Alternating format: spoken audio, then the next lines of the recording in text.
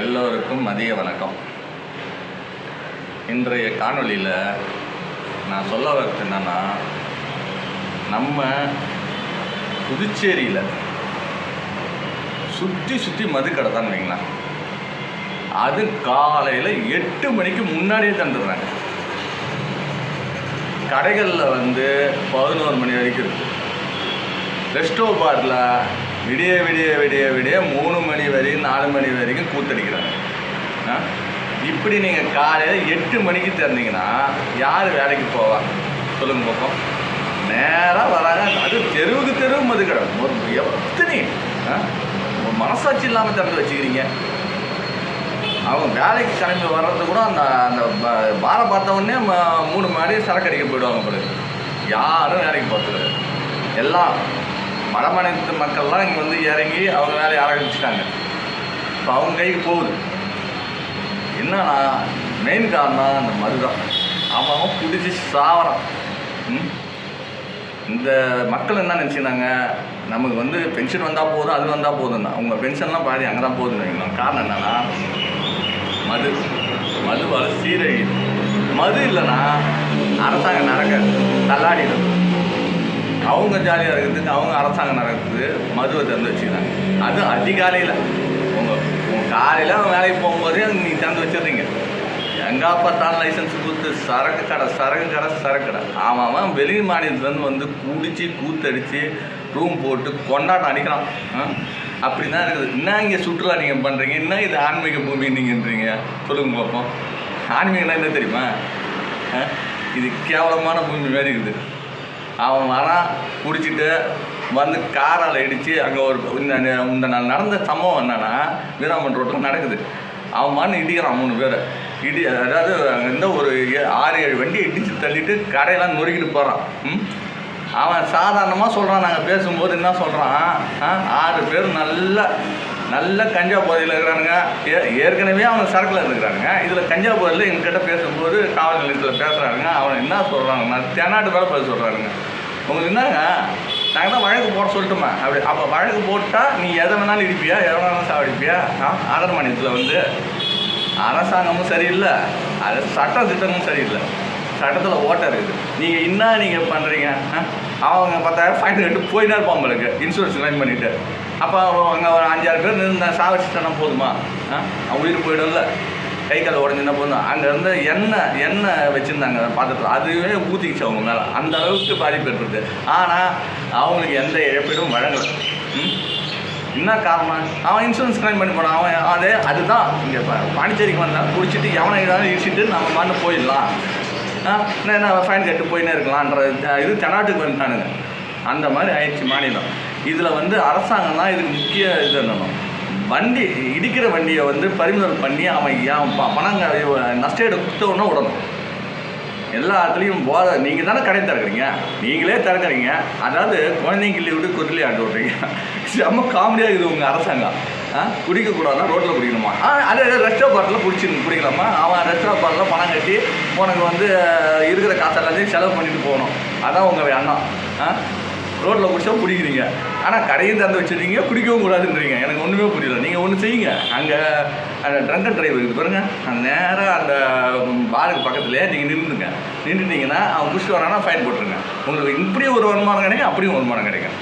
ஆனால் படு மோசமான கேவலமான அரசாங்கம். அங்கே தமிழ்நாட்டிலலாம் ஒரு 12 மணிக்கு மேலே சரக்கு கடை திறக்கிறாங்க. நீங்கள் 8 மணிக்கெல்லாம் திறந்துடுறீங்க.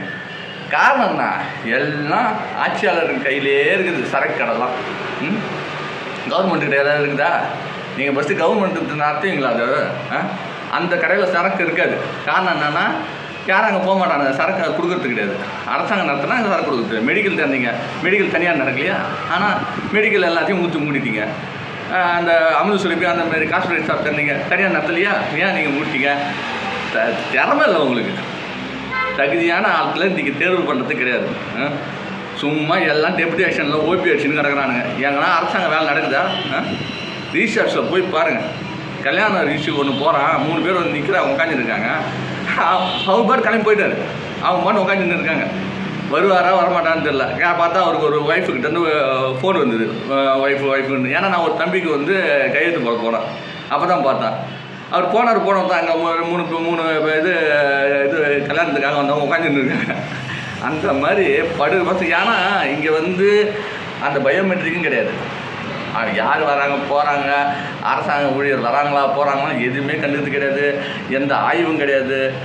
அதுவும் அரசு வந்து இயந்திரம் வந்து ரொம்ப கேவலமாகுது. இதை வந்து ஆட்சியாளர்கிட்ட இருக்கிற அரசு அதிகாரிகிட்ட இருந்தால் கூட அதிகாரியாவது ஒரு ஆள் பார்ப்பாங்க. இந்த தேர்தல் முடிஞ்ச பிறகு அந்த போர்ட் ஆஃப் கண்டக்டில் இருக்கும்போது அரசு ஊழியர்கள் அரசு அதிகாரிங்க நல்லபடியாக பார்த்தாங்க. உண்மையாலுமே நான் சொல்ல போனால் நிறைய விஷயத்தை வந்து சால்வ் பண்ணாங்கன்னு வைங்களேன். ஆனால் இதை வந்து உண்மையாலுமே அரசு ஊழியர் கையிலே குத்துடலாம், ஆட்சியாளர் கையில் இருக்கக்கூடாது. இதை பாருங்க, இப்போ நிறையா எல்லா இடத்துலையும் பள்ளம் நோண்டி வச்சுக்கிறாங்க, கேபிள் பதிக்கிறான்னு அங்கங்கே பள்ளம். இதை எப்போ மூட போகிறாங்க? இதை கேட்டால் நான் ஜெயிக்கிட்ட மக்கள் மன்றத்தில் வரும்போது இது கிராம சபை கூட்டத்தில் கேட்குறேன், இந்த மாதிரிங்க என்ன சார் இது மாதிரி பள்ளம் இது வந்து சீஃப் செக்ரட்டரிலேருந்து ஆர்டர் பண்ணிடுறாங்க. இப்போ இவங்க வேறு மாதிரி செய்கிறாங்க. நேராக இப்போ பொதுப்பணித்துறை வந்து இறங்குறது கிடையாது, நேராக அங்கே சிஎஸ்கிட்டேருந்து ஆர்டர் வாங்கி இவங்க வேலையை பார்த்துறாங்க. அப்போ யார் அதை மூடுறது, யார் வந்து ஆய்வு பண்ணுவாங்க? சிஎஸ்லேருந்து ஆஃபீஸ்லேருந்து அதை ஆய்வு பண்ணுறாங்களா? அது இப்போ பாருங்க இன்னும் எல்லா இடத்துலையும் திறந்தே கிடக்குது, இன்னும் எல்லா இடத்துலையும் மூடலை. எவனா போய் பள்ளத்தில் உழுத்து மழை பெஞ்சுன்னா அது அப்படியே ஃபுல்லாக தண்ணி ஆகிடும், எவனா போய் வந்து சாவடி தான். தயவுசெய்து அரசு அதிகாரிகள் அதிகாரி சொல்ல வர இப்போ நான் ஆட்சியாளர் வந்து கவனத்தை செலுத்துங்க. எந்தெந்த ஏரியாவில் என்னென்ன பிரச்சனை இருக்குது, மக்களுக்கு வந்து பாதிப்பு இல்லாமல் என்ன பிரச்சனைன்னு பாருங்கள். தயவுசெய்து ஆக்கிரமிப்பு அகற்றுங்க, வீராமன்ற ரோட்டை அகலப்படுத்துங்க, ரோட்டு ஓரத்தில் கிடக்கு மதுபான கடையை தூக்கி எட்ட போடுங்க. அவன் வரான் ரோட்லேயே வண்டியை நிறுத்திட்டு சரக்கு வாங்கினா அப்படியே போயிடுறான். வண்டியை நடு ரோட்லேயே நிறுத்துறான், காரை நிறுத்தி போய் அப்படியே ஓடி போய் வண்டியை போய் வாங்கி வரான். பின்னாடி ஃபுல்லாக வண்டி நிற்குது. இந்த முருங்கப்பாக்கத்தில் ஒரு பார் இருக்குது ரோட்டில், அதில் போய் பாருங்கள், நடுவுலேயே நிறுத்துவான். இந்த வீராமன்ற ரோட்டில் இருந்து பாருங்கள், அது நடுவுலேயே நிறுத்திட்டு காரை நிறுத்திட்டு அப்படியே போய் வாங்கலாம். பின்னாடி அப்படியே கூட்டமாக வண்டி நிற்கிது, இந்த பக்கம் அந்த பக்கம்ன்ட்டு. தயவுசெய்து பாரெல்லாம் தூக்கி எட்ட போடுங்க, ஓரமாக ஒரு ஒதுக்குப்புறமாக போடுங்க, அங்கேயே குடிச்சிட்டு எங்கே மூந்து கிடக்கட்டும். தயவுசெய்து இந்த மதுவால் ஊருப்பட்ட சீரழிவு தான் நடக்குது. ஆனால் அதை வந்து அரசாங்கம் கட்டுப்படுத்திக்கிட்ட வருமானம் வந்தால் போதும், எப்படியாவது பணம் வந்தால் போதும், ஆட்சி செஞ்சால் கல்யாணம் ரொம்பனா போதும். போங்க, கேவலமான பாண்டிச்சேரியாக போச்சு. இதில் வேறு பிரெஞ்சு மொழியை வந்து மத்திய அரசு சொல்லிச்சுன்ட்டு நீங்கள் எடுத்துட்டீங்க. ஏன்னா எவ்வளோ காலமாக இருக்குது பிரெஞ்சு மொழி, நமக்கு அடையாளமே அந்த ஒரு மொழி தான். அதையே தூக்கிட்டீங்க. என்ன தான் நீங்கள் ஆட்சி பண்ணுறீங்களோ தெரியல. நம்ம மாநிலத்தோட மொழி அது வந்து எவ்வளோ வந்து எங்கேருந்தோ வந்து இந்த பிரெஞ்சுன்றது வந்து ஒரு பெருமையான இதாக இருந்தது, அதையும் அழிச்சிட்டிங்க. நல்லா வாழுங்க, சூப்பர், அருமையான ஆட்சியாளர்கள், அருமையான அதிகாரம், அருமையான சொல்கிறதுக்கு ஒன்றும் இல்லை. வாழ்த்துக்கள், என்ஜாய் பண்ணுங்கள். இன்னும் 5 வருஷம் 50 வருஷம் கூட இருங்க. இந்த பென்ஷனு அது இதுன்னு ஏதாவது கொடுத்து மக்களை ஏதாவது இலவசம் அது இது ஓட்டு காசு கொடுத்து எதாவது வாங்கி எதாவது பண்ணிவிட்டு போங்க. ஆச்சரியாக போச்சு. ஏன்னா எதை கேட்கறதுக்கும் எனக்கு வெறுப்பே இருக்குது. இது கிராம சபை கூட்டம் வச்சிங்க, எந்த அதிகாரி வந்தால் அதிகாரியே மதிக்கல. அப்புறம் இந்நேரத்துக்கு நீங்கள் சொல்கிற இதெல்லாம் சொல்லுங்களா? மத்திய அரசு சொல்லி நடத்துது, ஏன் வர மாட்டேங்குன்னு கேளுங்களா? கேட்க மாட்டீங்களா?